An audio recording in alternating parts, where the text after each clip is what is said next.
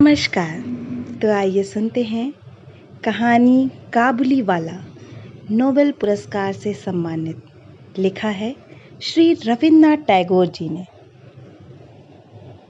मेरी 5 बरस की लड़की मिनी से घड़ी भर भी बोले बिना नहीं रहा जाता। एक दिन वह सवेरे सवेरे ही बोली, बाबूजी, रामदयाल दरबार है ना, वह काक को कौआ कहता है। वह कुछ जानता नहीं ना बाबूजी। मेरे कुछ कहने से पहले ही उसने दूसरी बात छेड़ दी। देखो बाबूजी, भोला कहता है आकाश में हाथी सूंड से पानी फेंकता है, इसी से वर्षा होती है। अच्छा बाबूजी, भोला झूठ बोलता है ना? और फिर वह खेल में लग गई। मेरा घर सड़क के किनारे है। एक दिन मिनी मेरे कमरे में खेल रही थी। अचानक वह खेल छोड़कर खिड़की के पास दौड़ी गई और बड़े जोर से चिल्लाने लगी, काबुली वाले, ओ काबुली वाले। कंधे पर मेवों की झोली लटकाए, हाथ में अंगूर की पिटारी लिए, एक लंबा सा काबुली धीमी चाल से सड़क पर जा रहा था। जैसे ही वह मकान की ओर आने लगा, मिनी जान लेकर भीतर भागी। उसे डर लगा कि कहीं वह उसे पकड़ न ले जाए। उसके मन में यह बात बैठ गई थी कि काबुली वाले की झोली के अंदर तलाश करने पर उस जैसे और भी 2-4 बच्चे मिल सकते हैं। काबुली ने मुस्कुराते हुए मुझे सलाम किया। मैंने उससे कुछ सौदा खरीदा। फिर वह बोला, बाबू साहब, आपकी लड़की कहाँ गई? मैंने मिनी के मन से डर को दूर करने के लिए उसे बुलवा लिया। काबुली ने झोली से किशमिश और बादाम निकालकर मिनी को देना चाहा, पर उसने कुछ न लिया। डरकर वह मेरे घुटनों से चिपट गई। काबुली से उसका पहला परिचय इस तरह हुआ।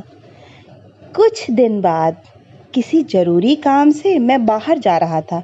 देखा कि मिनी काबुली से खूब बातें कर रही है और काबुली मुस्कुराता हुआ सुन रहा है।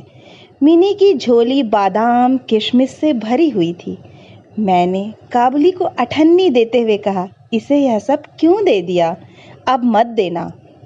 फिर मैं बाहर चला गया। कुछ देर तक काबुली मिनी से बातें करता रहा। जाते समय वह अठन्नी मिनी की झोली में डालता गया। जब मैं घर लौटा तो देखा कि मिनी की माँ काबुली से अठन्नी लेने के कारण उस पर खूब गुस्सा हो रही है। काबुली प्रतिदिन आता रहा। उसने किशमिश बादाम दे देकर मिनी के छोटे से हृदय पर काफ़ी अधिकार जमा लिया था। दोनों में बहुत बहुत बातें होती और वे खूब हंसते। रहमत काबुली को देखकर ही मेरी लड़की हंसती हुई पूछती, काबुली वाले, ओ काबुली वाले, तुम्हारी झोली में क्या है? रहमत हंसता हुआ कहता, हाथी। फिर वह मिनी से कहता है, तुम ससुराल कब जाओगी?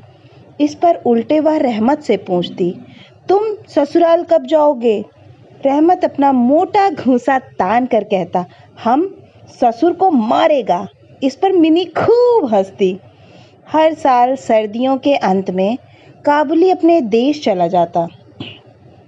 जाने से पहले वह सब लोगों से पैसा वसूल करने में लगा रहता। उसे घर घर घूमना पड़ता, मगर फिर भी प्रतिदिन वह मिनी से एक बार मिल जाता। एक दिन सवेरे मैं अपने कमरे में बैठा कुछ काम कर रहा था। ठीक उसी समय सड़क पर बड़े जोर का शोर सुनाई दिया। देखा तो अपने उस रहमत को 2 सिपाही बांधे लिए जा रहे हैं। रहमत के कुर्ते पर खून के दाग हैं और सिपाही के हाथ में खून से सना हुआ छुरा। कुछ सिपाही से और कुछ रहमत के मुंह से सुना कि हमारे पड़ोस में रहने वाले एक आदमी ने रहमत से एक चादर खरीदी। उसके कुछ रुपए उस पर बाकी थे, जिन्हें देने से उसने इनकार कर दिया था। बस इसी पर दोनों में बात बढ़ गई और काबुली ने उसे छुरा मार दिया। इतने में काबुली वाले कहती हुई मिनी घर से निकल आई। रहमत का चेहरा क्षण भर के लिए खिल उठा। मिनी ने आते ही पूछा, तुम ससुराल कब जाओगे? रहमत ने हंसकर कहा, हाँ वहीं तो जा रहा हूँ। रहमत को लगा कि मिनी उसके उत्तर से प्रसन्न नहीं हुई। तब उसने घूंसा दिखाकर कहा, ससुर को मारता पर क्या करूं, हाथ बंधे हुए हैं। छुरा चलाने के अपराध में रहमत को कई साल की सजा हो गई। काबुली का ख्याल धीरे धीरे मेरे मन से बिल्कुल उतर गया और मिनी भी उसे भूल गई। कई साल बीत गए। आज मेरी मिनी का विवाह है। लोग आ जा रहे हैं। मैं अपने कमरे में बैठा हुआ खर्च का हिसाब लिख रहा था। इतने में रहमत सलाम करके एक और खड़ा हो गया। पहले तो मैं उसे पहचान ही ना सका। उसके पास ना तो झोली थी और न चेहरे पर पहले जैसी खुशी। अंत में उसकी ओर ध्यान से देखकर पहचाना कि यह तो रहमत है। मैंने पूछा, क्यों रहमत, कब आए? कल ही शाम को जेल से छूटा हूँ, उसने बताया। मैंने उससे कहा, आज हमारे घर में एक ज़रूरी काम है, मैं उसमें लगा हुआ हूँ। आज तुम जाओ, फिर आना। वह उदास होकर जाने लगा। दरवाजे के पास रुककर बोला, ज़रा बच्ची को नहीं देख सकता? शायद उसे यही विश्वास था कि मिनी अब भी वैसी ही बच्ची बनी हुई है। वह अब भी पहले की तरह काबुली वाले ओ काबुली वाले चिल्लाती हुई दौड़ी चली आएगी। उन दोनों की उस पुरानी हंसी और बातचीत में किसी तरह की रुकावट ना होगी।